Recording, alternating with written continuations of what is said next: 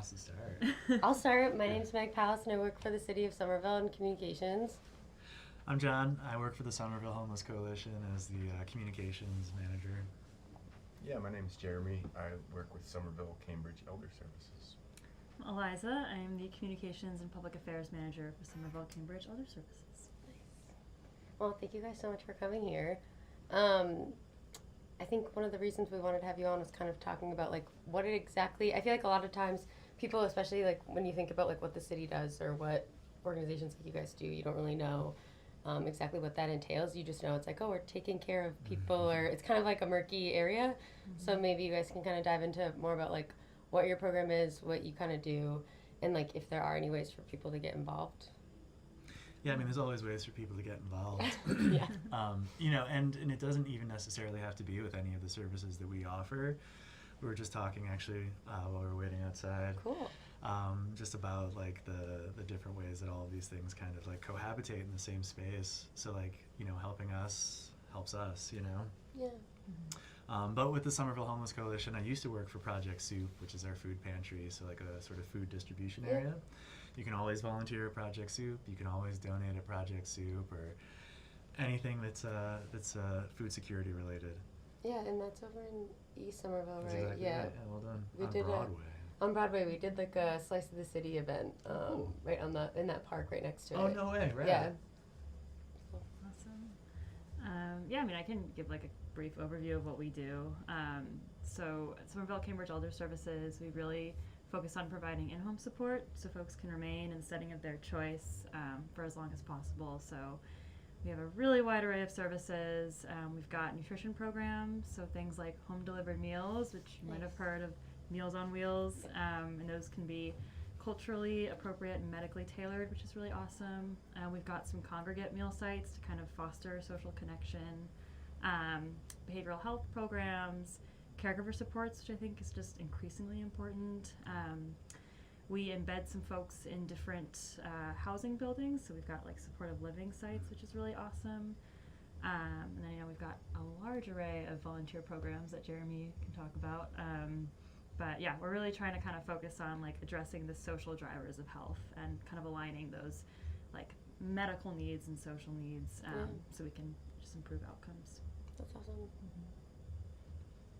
Yeah. Do you want to touch on some volunteer Yeah, stuff? I mean, I think at the crux of it, like Eliza was saying, you know, what we're trying to do, we're trying to enable people to continue to live in their own homes. Yep. Because like, you know, well, there's different options whether you're getting older and you need some help, or whether you're younger and you know you need some help. You might have a disability of one kind or another. You know, there's different ways you can hack it. You might have a friend who can help. You might have a family member who can help. But we're really trying to help fill the gaps for people who may not have that. And we're trying to enable people to stay at home, because when they don't have that,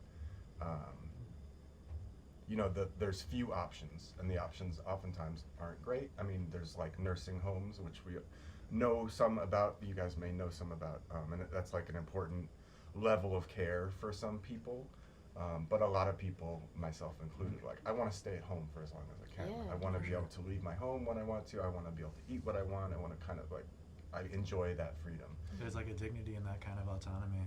Yes. So that's like exactly it. We're trying to like preserve people's dignity and enable them to continue to enjoy their own lives for as long as possible. Yeah. And it's like good for people, and I like there's a whole business side, a whole economic side. Like I believe it's good for that side too. I believe it's like good for our state budget, our federal budget to do this work. So yeah, that's what we're trying to do. And yeah, there, like John was saying, you know, there's different ways to get involved. We have a number of volunteer programs with like varying levels of commitment, from like once a year to like as needed to more commitment, like a monthly or twice a month commitment. All kinds of programs providing companionship, providing different kinds of nutrition support, ensuring we're getting food, like some of the work you're doing, getting food to people who might be homebound. So yeah, there's a number of ways volunteers can help support this work. Yeah, it's really important. I have a neighbor actually who has like, I think it's a visiting nurse for his wife. They're both in their 90s, and he's lived in that house his entire life. Like he's been there since like the 60s, I think. And he gardens a lot, so I feel like he definitely takes care of himself. His wife is sick, so she needs the in-home care. But even just seeing him, like, I always try to let him know, like, hey, I'm around if you need anything. But, like, I can tell that's like, hey, like, he's comfortable and wants to stay in his house and, Right. like, continue to live the way that he wants to live. And having programs like that are so important. There's something really interesting about developing that level of humanity with people. Sort of like the economics thing you're talking about is that, you know, when a person gets to remain a person and gets to, you know, maintain that like level of like, you know, social autonomy, they're gonna go out to a grocery store. You know what I mean? They're gonna Right. go out and like grab something to eat. You know, they're gonna participate in that economy. And when you reduce somebody or when you say like, hey, you belong here, trust me, I know this better for you, you're stripping away a level of that person's humanity, you know. And I think listening to you guys talk through stuff, like, it's part of the solution to homelessness too, you know. Totally. Keeping people in their homes, preventing that like initial homelessness in the first place. It's all part of the spectrum that keeps us all interconnected, I think. Yeah. It's like kind of like the idea of like everybody deserves to have certain levels. I think I've seen videos of people even offering like people like haircuts or things that like you Yeah. take for granted, but it's just like, hey, this is like a level of like personal hygiene that every human being should be able to access. Yeah. And also it changes how that person shows up and can contribute to their own life. Like Totally. if they are have access to that level of Yeah. like Right. personal kind of care. Right, and it's like choice, you know, like you mentioned. I think when I think of myself, like, right, if when I'm getting older, I want to cook the meals that I love. Yeah. Like, I want to walk around my block that is familiar to me and go to my favorite cafe down the road. And I think all of that just gets so much harder if you're not at the home that you've lived in or if you're kind of placed somewhere else. So I think sometimes the social programs or with underserved populations, whether it's people who are unhoused or Yeah. older adults, we kind of just lose that like autonomy and choice piece. So we're really trying to focus on that. It also like eliminates the history. You know what I mean? Like you were talking about like the recipes, but even just the staying in that same physical space where like maybe you raised your kids, you know, maybe you fell in love with someone, Right. you know. Yeah, it's just when you create those barriers, it's almost inevitable that the individual's personhood starts to fall away. I think it's really dangerous for a human. Yeah, I actually we were talking earlier, we had some people on talking about like spirituality, and they were even saying like it feels like elderly people specifically are kind of like considered an afterthought sometimes for even when people create like community like spaces or like things to do. So it's just like keeping them in the conversation and knowing like, hey, these people still like have needs and we should be paying attention is important. But I'm curious like what your experience has been like working in that program. It's obviously very rewarding. Yeah, for SCS kind of generally. Yeah, I mean, and I think that's completely right. Like, so we organize a number of events at SCS, and I think we ran for the first time last year since COVID, like a big client-facing health and wellness fair, which was awesome. Cool. But right, to your point, it was like it's one thing to plan a community event, but if you don't coordinate transportation, if you don't make sure that the space is accessible, like all of those things, then you're actually not including like older adults or a lot of people. So I think that was pretty eye-opening for me, but also just really powerful to see like how amazing just being together in one space can be. And we had people say, you know, like I hadn't left my house in this many weeks or months, but when you provide the supports they need to get somewhere, or, you know, kind of like create a space where they feel safe going to, then I think, it can just be a really, really powerful thing. So that, that I think has been kind of a like formative experience from my job. I don't know. I know you've had a lot of experience in this. Yeah, work. I mean, I've worked with a lot of clients directly, and just just found beauty in a lot of people despite like really difficult circumstances, difficult challenges people face, and I think this work resonates for me. We're all gonna we may like if we don't get older, we're gonna die.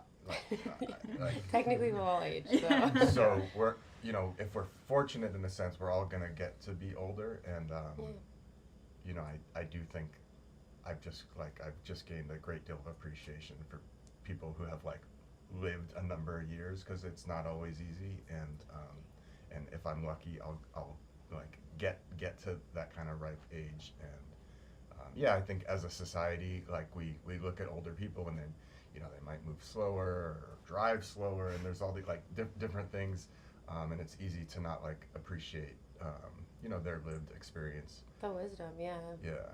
So,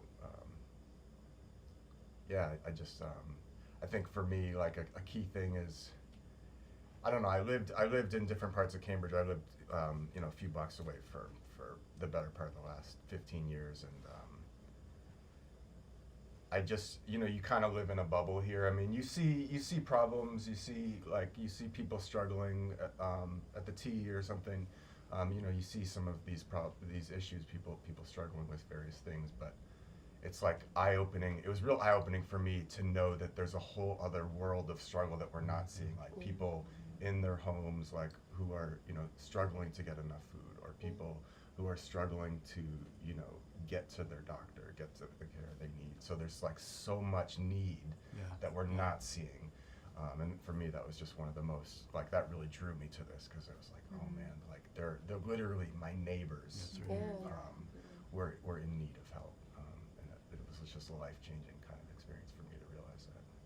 It's funny, it's cliche, right? Like whether they're older people or homeless people, it's people, you know what I mean? And something that's been really impressive about that reality to me is that in a lot of ways, like, not only do the communities kind of like have a big overlap in the Venn diagram of the world, but there's also this interesting community that, or this community spirit that kind of draws a lot of the folks who are experiencing those struggles together, even independent of the services that we offer.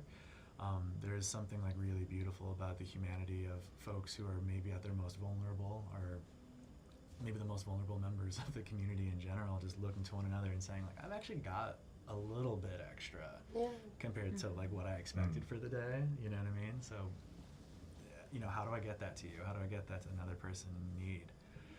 You know, you see that a lot in Project Soup, where people are traveling through the different aisles and trying to get access to some food, and a lot of times they'll back off and say, you know, I don't want to take it. That's actually, I don't need it. It's too much. You know, I want to save a little bit for somebody else. And, you know, whether that's true or not, it's like a really, really impressive instinct, and a really like direct tie, and a really visible example of their humanity, their like personhood, that they're like, I'm gonna say no. I'm gonna say chill for a second. You know, I think that's so cool. That's awesome. I feel like it must be like kind of rewarding too, to be like, hey, like this person wants to make this specific dish, and they should be able to have a way to do that. Totally. Yeah, it's just about like dignity and personhood, and letting people experience, and, you know, hopefully also share their history, you know. Do you guys have like any event, or like, I guess like you touched on the most recent event you did, but anything that stands out in particular that you were like, oh, like this is why I'm doing this kind of work, or something that kind of was, I don't know, a standout moment in your work? And that can go in any, you want to start, or? I mean, and I don't want to put words in your mouth, but I think the really rewarding thing about this work is that it's difficult to avoid that kind of on the daily. You know,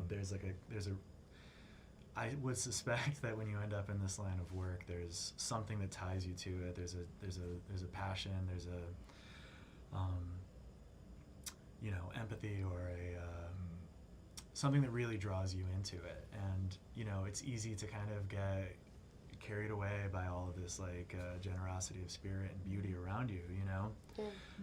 At Project Soup, there's always little unexpected things that would just blow me away. It's just almost always people being like generous with each other, or maybe really not generous with each other, like really, really impatient, you know, or like really, really you know, time sensitive, or whatever it is. They just want to get through as fast as they possibly can.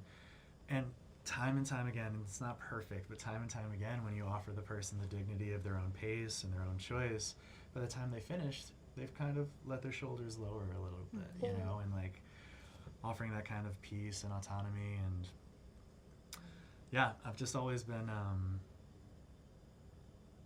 ever since I started working at Project Soup, I've just been kind of blown away by how people just like form that community together, albeit temporarily. Yeah. That's really cool. I can jump in and say I was speaking with a client the other day who just said, you know, my caseworker at SCS just is amazing and does everything. I don't know where I'd be without her. You know, she arranges my transportation, and it's not Uber, which hasn't worked for me in the past. It's this accessible van company which waits for me if I can't find them right away and doesn't just drive off, which is huge, you know. Or, you know, she coordinates my home care, which I really need to be able to stay in my building.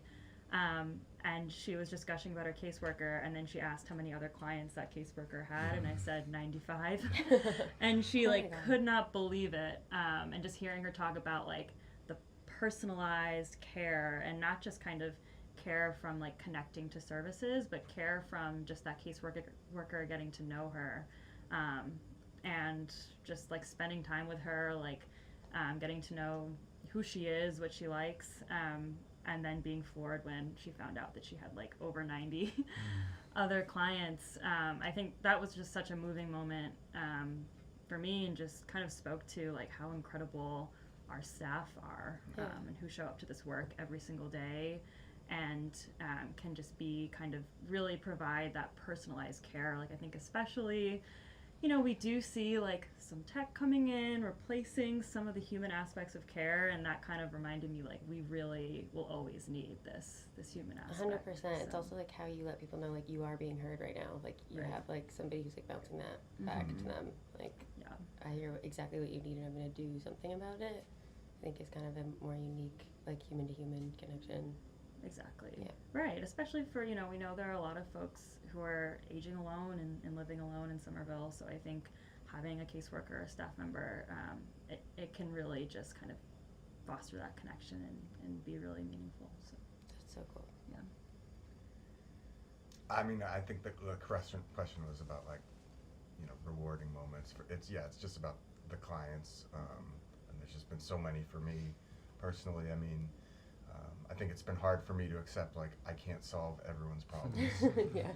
And that's really frustrating, and like I can't do it alone, and we as like a network of, you know, within this community, different agencies, like we can't, unfortunately, like we can't solve it all, but being able to deliver like a moment or a service that provides like comfort or relief to someone is just like, it's just been the best thing for me, you know. That's so cool. It's like, it's given me kind of a new lease on life, I guess. That's awesome. Yeah, it is nice to like know that like, hey, like the work I'm doing matters and somebody's life is better because of it. I think that's really cool that you guys all share that in common. Did you guys know each other obviously prior? No? No. Okay, cool. Yeah, we did, but yeah. That's funny. Although we've, like you said, like we've worked together before. Like I'm sure we've got some crossover clients, Always, and I know a bunch of people at SHC. So it's a really strong ecosystem, I think, of nonprofits in Somerville. Yeah, which is I really noticed cool. that. I was like, it's nice to live in a space because I also live here, where like people do care and invest in these programs where it's like we are looking out for each other in a way. Right. Yeah, exactly. So, and especially now, like when funding is just kind of like hanging in the balance in so many ways, I think, you know, the more we can like partner and complement each other's mission, the better. So 100%. Yeah. You know, and in terms of volunteering, like with all the stuff that's going on, it can feel like a lot. Or when you think about the individuals who are kind of, you know, made to be the most vulnerable members of our society, you feel a lot of feelings, you know. I always say, like, go ahead, feel those feelings. You know, it's a lot of work, and we got to get to work. You know, it's not your job to solve the whole thing, you know, sort of to what you were speaking to, but we're also not really at liberty to do nothing. We do have to get out there and help. Yeah, and I'm sure in the holidays you guys kind of see either like an uptick or maybe just like a change in pace with what you have to deal with. I don't know if you can speak to that at all, but it's almost, obviously everyone needs a little more TLC around this time of year in general, not just funds or food, but also like even someone to talk to, I'm sure, because holidays can be lonely, especially if you're older and living alone or you don't have somewhere to stay. And well, not just that, but also the conditions outside. Yeah, you know, it's freezing. The temptation is always to like give somebody something like really cool to wear, but like gloves and hats, like organizing a glove and hat drive and bringing it to people is so cool. Yeah, where do you guys do those out of? So we're fortunate at Project Soup where we have a lot of folks who want to volunteer or get involved, and over again the things that we direct people towards is like putting together those like warm clothes drives or like dignity and like hygiene drives to Cool, I've never heard. I didn't hear of those before. it's just really cool ways to like you know improve that sense of normalcy, you know what I mean, things that I think maybe a lot of people in this room sort of take for granted, you know, and lots of folks just don't have access to them, or they had access and they lost it in a move or something like that. Yeah. Yeah, I mean, I think,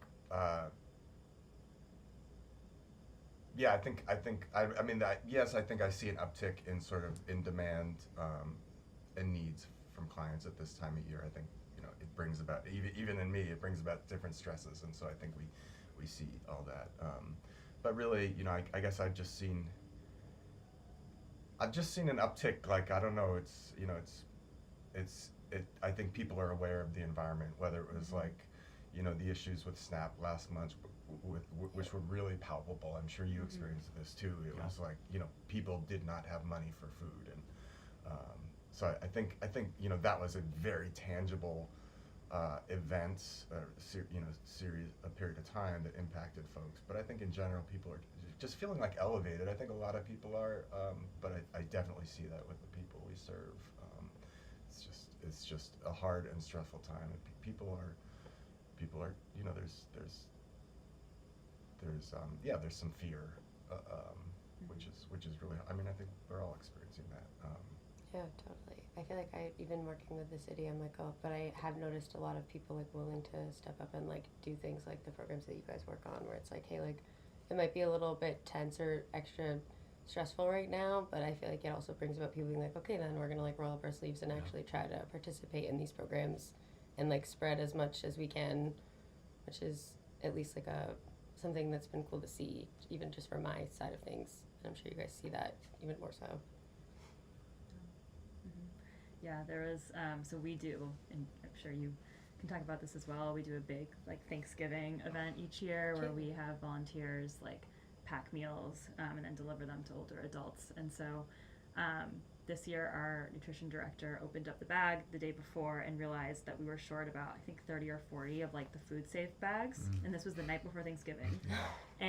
But it was kind of this beautiful thing where like, you know, 2 people overheard her talking about it in Stop and Shop, and then like another volunteer came through, and like all of these strangers like pulled together their resources, like you know, a few stores donated bags, and she ended up like kind of saving the day and getting everything she needed.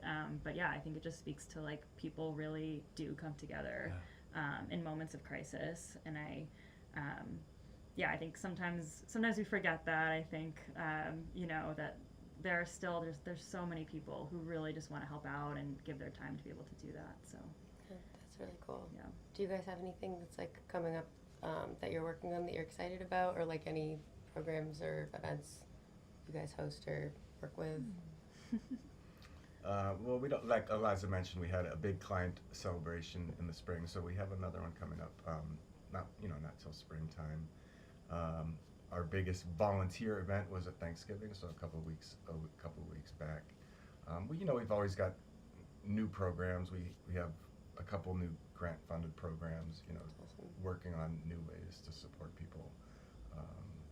So, yeah, I mean, we're always just trying to figure out how to help kind of fill these gaps. The state, and we get some money from the state. We get some money from the federal government. They provide for certain things. But there's a lot of other things that people need that aren't provided for. So that's what our volunteer programs are trying to help fill some of these gaps, and that's what we seek grant funding to try to help address some of these needs that are unmet through public funding. Yeah, so it's kind of like creative problem solving in a way. You're like, what can we do to like kind of fill these gaps, and like where can we put people or whatever funds we have towards it, essentially. Right. Yeah. Patchwork. Yeah. Patchwork. Things, yeah. So Yeah. we make it work. Try. Yeah, do you have any Yeah, we're just wrapping up, so we had our little holiday gift drive, over 250 gifts that we're distributing throughout our community. And I guess our next big thing is we're wrapping up our year-end appeal. If you want to donate to Somerville Homeless Coalition. we will be, so that's cool. Wonderful, thank you for that. But yeah, but even kind of beyond that, just like speaking to the idea of like volunteer networks and like kind of like stepping in and filling in these gaps. I think we definitely offer like really wonderful services, and we really can't do it without the support of the community around us. You know, the volunteers that step up, they step up in such meaningful ways with like real passion, sometimes like too much passion, but like it's just really wonderful to see that kind of energy and the desire to help bubbling over, you know. I think when our normal day-to-day existence is challenged, a lot of people say like, well, okay, let's do what we can to get people feeling normal and supported and like part of a community again. Totally. And as easy as it is to forget that, it's really rewarding to see that in action as well. At Project Soup, I was the volunteer coordinator, and so a lot of times I was the first person the volunteers would meet, and it was just always like a ton of energy and like passion and like, let's solve this thing. And I'm like, yeah, let's do it. So those are the chickpeas. Yes. Yeah, and where are you guys based out of? Did you move recently, or are you in? Project Soup or the Somerville Homeless I know where Coalition? Project Soup is, but the Yeah. Somerville Homeless Coalition. No, we haven't moved yet. We're still in Davis Square. Okay. Yeah. Awesome. And then where are you guys based out of? I actually don't know, so I was curious. Yeah, we are at 61 Medford Street. So if you know the big Target on Somerville Ave, which Yes. I think is the best Target in Somerville, it's like right beyond that. Yeah, and then we do partner with like some other building sites, and the Councils on Aging too are huge partners. So Oh my God, I love the Council on Aging. yeah, they're awesome. They did like So- a bash at the Trump Fields, and like people were dancing, like they Oh, were yeah. going for it. I loved it. Yeah, like, the it mayor's was, senior picnic. Yes, yeah, it was, that's- yeah, yes. so much fun. Yeah, that was really fun. Were you guys at that? yes. Oh my yeah. God, cool. So yeah. was I. Yeah. Oh, great. Yeah. Yeah, we were tabling. So Okay. Yeah. Same. yeah. It was cool to watch. Like they had like a live band, and people were like, it was so sweet. Everyone was dancing. Yeah. I was like, everyone. I feel like, especially like the older generation, is so like present at those things. You know what I mean? Where I feel like kids are on their phones or like not really using it, and they were like just so happy to have the band there and like enjoying each other. Everyone's catching up. I saw tables of people who clearly have known each other for a long time. It was sweet. Yeah, no, it's a really special event, and the COAs do so much. Yeah. so they it's, definitely do. but primarily we're right outside of Union. Cool. Unexpected shout out for Target too. It's a good one. It's a good lunch break it's a Target. locator. Arguably the best, I hear. Yeah. I see you brought a lot of notes. Did we touch on stuff that you? I'm embarrassed. Yeah, no, I think We've this got is a just, lot of. I was about ground to say I was cover. like pretty sure in the class, but I think we're good. Yeah, my safety notes. We just have so many programs, and the eligibility requirements can be kind of a puzzle. So the gist of this is check out our website, which is Yeah. eldercare.org. We got lucky with that domain. So that is like pretty great. yeah, it's awesome. eldercare.org, or we've got a community support center. So if you or anyone you know might need services, it's 617-628-2601. And they can do everything from connect you with our services, refer out, or even just give like quick advice. So Yeah, would this like make sense if like let's say I'm someone who lives maybe like down the hall or like across the street from like an elderly person that I'm like, I feel like you might need more assistance than I can give, or like, you know what I mean? Is that kind of yeah, they're there to connect with services or just to be like kind of that consult. So that's the number to call. Yeah, Cool. totally. If you know, your neighbor, or you've got a friend or family member who you think might need some help, that's a resource Yeah. that anyone can call and get some info. Mm-hmm. And I would just say to folks like, whether if you want to volunteer, we've got a number of different ways, different commitment levels. Like John was saying, like we can always use money, particularly at this time where we're just facing like varying threats. We're just always looking for funds to help, do emergency Instacart orders, which we're doing, or getting supermarket gift cards to folks. So any little bit helps. But most of all, I'd encourage folks to just check us out and maybe dabble with volunteering, because it really can be an eye-opening experience. yeah, and I feel like we're like you guys were saying, like we're all people, we are all going to age, and like understanding like how you can impact someone around you in your community, like even the smallest amount, just by doing something. I also think it's interesting too, because I feel like especially around this time of year, a lot of people do want to volunteer. They just like don't know where to start, or like how, or like where to look. Yeah. It's almost like, okay, it's the holidays, like I want to give back, like where do I start? I don't know if you guys have anything at your programs that you would direct people, if like you're just starting out, or you're kind of like dipping your toe into doing something? Well, definitely visit our website, Somerville Wellness Coalition. But I would also say that actually the first step, and a really easy first step, is to just like maybe introduce yourself to your neighbors. You know what I Totally. mean? Maybe just check in on each other every once in a while. Like start that conversation. I think you'd be really surprised at what happens next. And you're talking just a moment ago about like especially younger people being on their phones, but like I think we all kind of get like sucked into the conveniences, you know. Totally. And just like taking out your earbuds or looking around and offering people, like, I know I keep coming back to this word, but like offering people the dignity of just observing them, you know what I mean? Like, how you doing? No, I can't help you out, you know. Little things like that go a really, really long way and can be just like that cool like 101 into reaching out to the community and making a huge change. Yeah, that's awesome. Yeah, I mean, if people are interested in them, call me, Jeremy, Somerville-Cambridge Elder Services. I love to talk to people, so give Jeremy a call, you know, or check out our website, eldercare.org, and you can get set up through there. But yeah, just I'd love for folks to consider us or SHC. There's a lot of good Or both. organizations. Don't Yeah. you? Absolutely. Exactly. Yeah. There you go. Yeah. Yeah, I guess, is there anything else you guys want to touch on, like on your programs or even people you work with? No, I think just thank you for having us on. Oh my God, I mean, yeah. This is great. Like you said, I mean, yeah, I do feel like sometimes older adults, and you might feel this way too, like the folks we serve get left off the table or out of the conversation. Yeah. So thanks so much. Yeah, thank you guys for coming. This was cool. It was great to meet all of you. And thanks for taking the time and just kind of like spreading awareness that people can get involved and do something. I think that's awesome. Yeah, I mean, it's like right here. It's right next door, and it's easy to miss. I missed it for a number of years living here, so Yeah. check it out. Awesome. Well, thank you so much, guys. This was a pleasure. Oh, yeah, thank you.